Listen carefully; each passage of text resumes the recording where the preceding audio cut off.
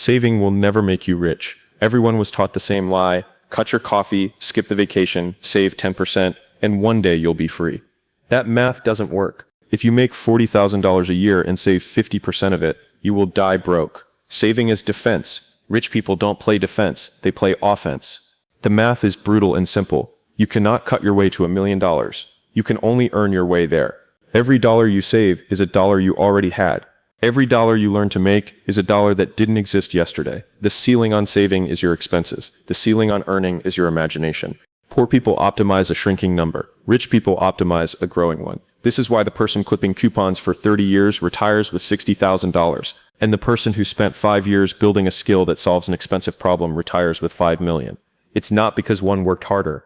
It's because one was solving the wrong equation the entire time. Stop asking, how do I spend less? Start asking, how do I become worth more? The market does not pay you for suffering. It pays you for value delivered. The day you understand that saving is a survival tool, not a wealth tool, is the day your bank account stops being a museum of your fear and starts being a reflection of your output. Your problems are priced. Bigger problems pay more. Here's something nobody says out loud. Your income is a direct receipt for the size of the problem you solve. A person who fixes a $50 problem gets paid $50. A person who fixes a $50,000 problem gets paid a fraction of $50,000. Same effort, same hours in the day, completely different paycheck, because the problem changed size, not the person's work ethic. Most people spend their whole life solving small, comfortable, familiar problems, because those problems don't scare them. That's the trap. The problems that pay the most are the ones people run from. Complexity, risk, uncertainty, responsibility. Nobody's rushing to fix a company's supply chain, close its biggest client, or turn around a failing team because it's hard, it's stressful, and it can blow up in your face. That's exactly why it's expensive to solve. The market doesn't reward comfort, it rewards courage applied to competence. So if you want to know why you're not paid more, don't look at your resume, look at the size of the problems you're willing to touch. Every millionaire you've ever heard of found one expensive, uncomfortable problem and made themselves the answer to it. Stop chasing salary, start chasing scale. The size of the problem you solve is the size of the life you live. Skill stacking beats waiting for genius. You don't need to be the best in the world at one thing. You need to be good, genuinely good, not perfect, at 2 or 3 things that rarely live in the same person. That combination is where the money hides. Someone who's a decent salesperson is common. Someone who's a decent salesperson and understands basic finance and can write persuasively is rare, and rare gets paid. This is the part nobody explains. You're not competing to be the single most talented person on earth.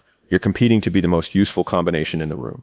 That's a completely different game, and it's winnable by almost anyone willing to put in the reps. Most people quit skill number 1 before it's even mediocre because they were told they need to be exceptional to matter. That belief keeps them broke and stacked with 0 skills instead of average with 3. Every skill you add doesn't add to your value, it multiplies it. Sales times, marketing times, operations isn't addition, it's compounding. This is how a normal person becomes irreplaceable, not by being a genius, but by becoming the rare intersection nobody else bothered to build. Stop waiting to be brilliant at one thing. Start stacking useful at several. That stack becomes your monopoly, and monopolies get paid like nothing else. Time is the one bill you can never pay off. You can lose all your money and make it back. You cannot lose a year and get it back, ever. That's the part people ignore while they scroll, wait, and think about it for another 6 months. Every day you delay starting is a day you're paying interest on a debt that compounds against you, not for you. The debt of unclaimed opportunity. Most people treat time like it's unlimited because it doesn't show up on a bank statement. But time is the only truly non-renewable resource you own. And the people who build real wealth understand this at a cellular level. They move while others deliberate. Speed isn't recklessness, it's respect for the clock that's already running whether you act or not. Waiting for the right moment is usually just fear wearing a patient costume. The market does not wait for you to feel ready, and readiness is a myth invented by people scared to start ugly. Every year of hesitation is a year you can't sell back. So the real question isn't when will I be ready, it's what is this delay costing me that I can never recover. Urgency isn't about panic, it's about honesty. Being honest that the clock doesn't pause for your comfort, and neither should your ambition. Leverage is the real multiplier, not effort. Working harder has a ceiling. You only have 24 hours and you can't clone yourself. Leverage has no ceiling. Leverage means your money works, your team works, your content works, or your systems work even while you sleep, eat, or do nothing at all. This is the actual difference between someone earning $50,000 a year and someone earning $50 million. It's not that one person works 1,000 times harder. It's that one person built machines. People, code, capital, media that produce value without them personally trading another hour for it. Most people never escape the labor trap because they were taught that hard work alone is noble and sufficient. It's necessary, but it's not sufficient. Hard work without leverage is just an expensive way to stay tired and average. The moment you start asking, how do I make this repeatable without me, instead of how do I do this faster, is the moment your income stops being capped by your body. This is uncomfortable to hear because it means the answer was never try harder. It was build smarter. Every dollar of true wealth you've ever seen was built on some form of leverage, not on one person outworking physics. Reinvestment discipline beats lifestyle upgrades. The fastest way to stay poor forever is to get a raise and immediately upgrade your life to match it. New income should feel invisible for years. It should go straight back into skills, tools, or assets, not into a nicer car that whispers you've made it while quietly guaranteeing you never actually do. This is the silent killer of almost everyone who gets close to real wealth and then vanishes back into normal lifestyle, crept up exactly as fast as income did, so the gap between the two, which is the only thing that actually builds wealth, never widened. Rich in appearance and rich in reality are almost never the same person in the early years. And confusing the two is how talented, hardworking people stay flat broke on paper despite an impressive job title. The people who actually break through treat every new dollar like a soldier with a job to do, not a reward to be spent. It's not about deprivation forever, it's about sequencing, reinvest hard now, so you can spend freely later from a foundation instead of a facade. Nobody claps for the person quietly reinvesting instead of posting a new car, which is exactly why almost nobody does it. And exactly why the ones who do end up light years ahead of everyone still performing wealth instead of building it. What if everything you were taught about getting rich was designed to keep you poor? What if saving money was never the answer, it was the distraction?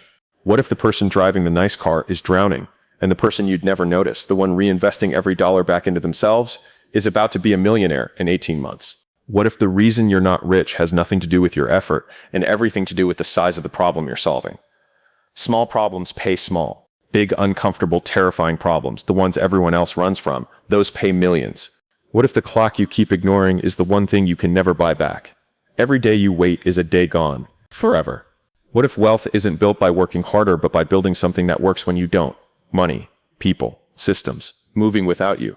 In the next few minutes, I'm going to hand you the blueprint nobody talks about, not the fantasy, the mechanism. Stay with me, because by the end of this, you will never look at money the same way again. What if everything you were taught about getting rich was actually the reason you're still broke? Think about it. You were told to save. You were told to cut back, clip coupons, skip the little joys, and one day, one magical day, you'd wake up wealthy. That day never comes. Because saving was never the blueprint. Saving is defense. And nobody has ever won a game playing only defense. Here's the truth nobody puts on a billboard. You cannot cut your way to $1 million. You can only earn your way there. There is a ceiling on how much you can save. It's called your expenses. There is no ceiling on how much you can earn. It's called your imagination. So while everyone else is fighting over pennies, arguing about a $5 coffee, the real players are asking a completely different question. How do I become worth more? And that question leads to the second lie nobody talks about. That hard work alone pays you. It doesn't. What pays you is the size of the problem you solve. A $50 problem pays $50. A $50,000 problem pays a fraction of $50,000. Same hours, same person, completely different paycheck because the problem changed, not the effort. Most people spend their whole life solving small, safe, comfortable problems because those problems don't scare them. But the problems that actually pay are the ones everyone else is terrified to touch. Complexity, risk, responsibility. You want to know why you're not paid more? Stop looking at your resume. Start looking at the size of the problem you're willing to face. Now here's where it gets interesting. You don't need to be a genius. You don't need to be the best in the world at one single thing. You need to stack skills that rarely live in the same person. A decent salesperson is common. A decent salesperson who also understands numbers and can write persuasively, that's rare, and rare gets paid. Every skill you add doesn't just add to your value, it multiplies it. Stop waiting to be brilliant at one thing. Start stacking useful at several. That stack becomes your monopoly. But none of this matters if you keep waiting. Because here's the one bill you can never pay off, time. You can lose every dollar you own and make it back. You cannot lose a year of your life and get it back, ever. Every day you delay is a day you can't resell. The market does not wait for you to feel ready. Readiness is a myth invented by people too scared to start ugly. So stop asking, when will I be ready? And start asking, what is this delay actually costing me? And once you start moving, understand this. Working harder has a ceiling. You only get 24 hours. But leverage has no ceiling. Leverage means your money works, your team works, your systems work, your content works, even while you sleep. That's the real gap between the person earning $50,000 a year and the person earning $50 million. It was never 1,000 times more effort. It was leverage.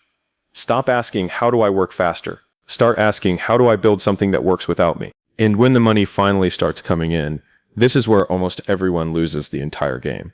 They get a raise and immediately upgrade their life to match it. New car, new watch, new image. And just like that, the gap between what